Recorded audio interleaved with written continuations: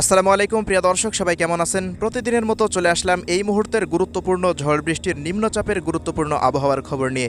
বুধবার 30শে এপ্রিল 2025 কেমন থাকবে রাজধানী ঢাকা বিভাগ থেকে দেশের 8 বিভাগের 64 জেলার আবহাওয়া পরিস্থিতি। দেশের মধ্যে প্রবেশ করেছে শক্তিশালী নিম্নচাপের মেঘ। বিভিন্ন অঞ্চল জুড়ে চলছে ভারী থেকে অতি ভারী বৃষ্টিপাত। পরবর্তী 24 ঘন্টায় দেশের বেশিরভাগ জেলাতে বয়ে যেতে পারে ঘন্টায় 60 থেকে 80 কিলোমিটার বেগে তীব্র কালবৈশাখী ঝড়। তো কোন কোন অঞ্চলগুলোতে ঝড় বৃষ্টি হতে পারে কি জানা যাচ্ছে ইউরোপিয়ান আবহাওয়ার পূর্বাভাস মডেলের রাডার থেকে? এ বিষয়ে সবশেষ আবহাওয়া অধিদপ্তর কি জানালো জানিয়ে দেব। সম্পূর্ণ বিস্তারিত ভিডিওটি শেষ পর্যন্ত দেখার অনুরোধ রইল। কে কোন জেলা থেকে দেখছেন কমেন্ট বক্সে জানিয়ে দিতে ভুলবেন না। প্রতিনিয়ত আবহাওয়ার খবর পেতে এক্ষুনি আমাদের ইউটিউব চ্যানেলটিকে সাবস্ক্রাইব করে রাখুন। তো প্রিয় দর্শক, এই মুহূর্তের পরিস্থিতি অনুযায়ী দেখা যাচ্ছে ভারতের কলকাতা থেকে শুরু করে বিভিন্ন অঞ্চলের আকাশে কিন্তু তৈরি হয়েছে শক্তিশালী মেঘ। তো আমরা রাডারে চলে আসলাম। তো রাডারের একই পরিস্থিতি দেখা যাচ্ছে রাজশাহী বিভাগের আশেপাশ দিয়ে তৈরি হয়েছে শক্তিশালী কালবৈশাখীর মেঘ। আজ রাতের মধ্যে রাজশাহীর বিভিন্ন অঞ্চল জুড়ে ঝড় বৃষ্টি বয়ে যেতে পারে। পাশাপাশি খুলনা ও বরিশাল চট্টগ্রাম বিভাগের উপকূলীয় অঞ্চল ধরে মেঘের আনাগোনা কিন্তু চলছে। এই সমস্ত অঞ্চলগুলোতে ঝড় বৃষ্টির সতর্কতা আমরা দেখতে পাচ্ছি। এছাড়াও এই মুহূর্তে রাজশাহী থেকে শুরু করে রংপুর বিভাগ এবং ময়মনসিংহ বিভাগের মাঝামাঝি এলাকা দিয়ে চলছে তীব্র কালবৈশাখী মেঘের দাপট। এছাড়াও এই মুহূর্তে ভারতের পুরুলিয়া, বাঁকুড়া, বর্ধমান, মুর্শিদাবাদের আশেপাশ দিয়ে তৈরি হলো শক্তিশালী মেঘ, যেটি যদি শক্তি ধরে রাখতে পারে আজ রাতের মধ্যে খুলনা বিভাগে প্রবেশ করার একটা সম্ভাবনা রয়েছে গতকালকের মতোই। তো এমন পরিস্থিতিতে কোন কোন অঞ্চলগুলোতে কী পরিমাণ বৃষ্টিপাত হবে সে আপডেট আমরা যাচ্ছি। তার আগে দেখুন, এই মুহূর্তে রংপুর বিভাগের চিলমারির, চররাজ্যপুর, বাহাদুরবাদ, গাইবান্ধা অঞ্চল থেকে শুরু করে দিকে লালমনিরহাট, জলঢাকার বিভিন্ন অঞ্চল জুড়ে মেঘের আনাগোনা। এদিকে উত্তরবঙ্গের শিলিগুড়ি, দার্জিলিং, জলপাইগুড়ি, আলিপুরদুয়ার, কোচবিহার এবং এদিকে দেখুন নেপালের কাঠমান্ডুর জায়গাতে কিন্তু তৈরি হয়েছে নতুন মেঘ। এই মেঘগুলো পরবর্তী সময়ে কিন্তু শক্তি ধরে রাখতে পারলে সকাল 6টার মধ্যে রংপুর বিভাগের বিভিন্ন অঞ্চলের উপর দিয়ে তীব্র কালবৈশাখী ঝড়সহ ভারী থেকে অতি ভারী বৃষ্টিপাত অতিক্রম করতে পারে।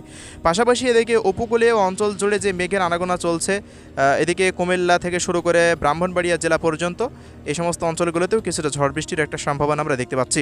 এছাড়াও আসাম, মেঘালয় ও ত্রিপুরা রাজ্যের বিভিন্ন অঞ্চলে মেঘের আনাগোনা চলছে। তো দেখা যাক বৃষ্টিপাত হয় কিনা। আমরা বৃষ্টিপাতের আপডেটে চলে যাব। সিলেট বিভাগ থেকে শুরু করে ঢাকা বিভাগের জেলাগুলির আকাশ কিন্তু পুরোপুরি পরিষ্কার আমরা দেখতে পাচ্ছি। কলকাতারও আকাশ মোটামুটি পরিষ্কার, তবে দু এক অঞ্চল জুড়ে দেখুন এদিকে বর্ধমানের আশেপাশ দিয়ে মেঘ তৈরি হচ্ছে। রাঞ্চি এবং জমশেদপুর, খড়গপুর, হলদিবাড়ি, গঙ্গাসাগরের অঞ্চল দিয়ে কিন্তু মেঘ তৈরি হচ্ছে।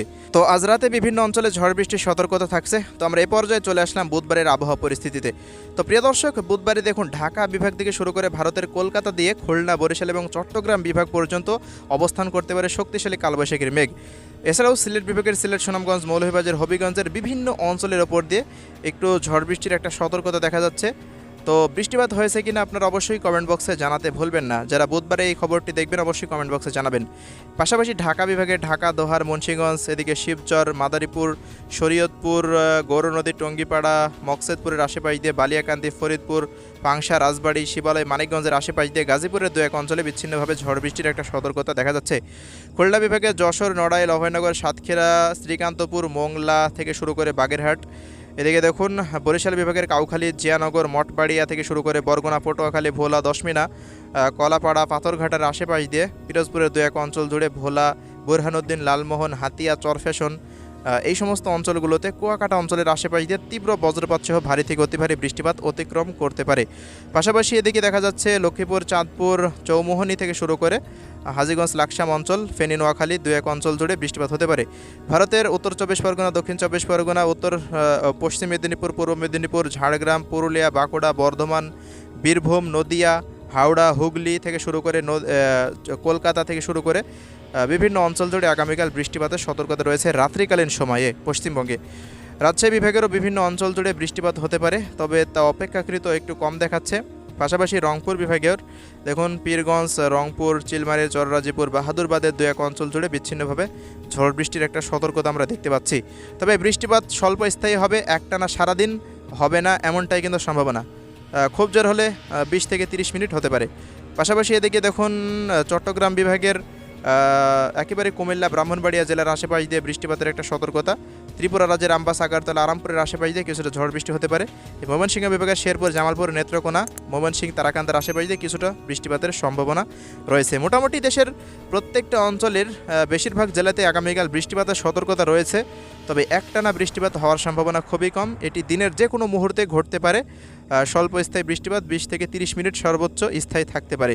তবে এই বৃষ্টিপাতে অপেক্ষাকৃত তীব্র বজ্রপাত থাকবে এবং বেশিরভাগ জেলাতেই কালবৈশাখী ঝড় বয়ে যেতে পারে, যা ঘন্টায় 45 থেকে 60 কিলোমিটার পর্যন্ত গতি থাকবে। রংপুর বিভাগের অধিকাংশ জেলা জুড়েই কিন্তু বিচ্ছিন্নভাবে ঝড় বৃষ্টি থাকতে পারে আগামীকাল সন্ধ্যার পর। তো আগামীকাল সন্ধ্যার পরে তো আমরা প্রত্যেকদিন সন্ধ্যার পরে আপডেট দিয়ে থাকি, নতুন আপডেট। তো আগামীকালের আপডেট অবশ্যই আগামীকাল জানিয়ে দেওয়া হবে। তো আজকের পূর্বাভাস অনুযায়ী দেখা যাচ্ছে রংপুর বিভাগের বেশিরভাগ জেলাতেই আজ রাতে ঝড় বৃষ্টি অতিক্রম করতে পারে। তো আজকের ভিডিও এতটুকুই। পরবর্তী আপডেট আবার দেখা হবে। ভালো থাকবেন সবাই। আল্লাহ হাফেজ।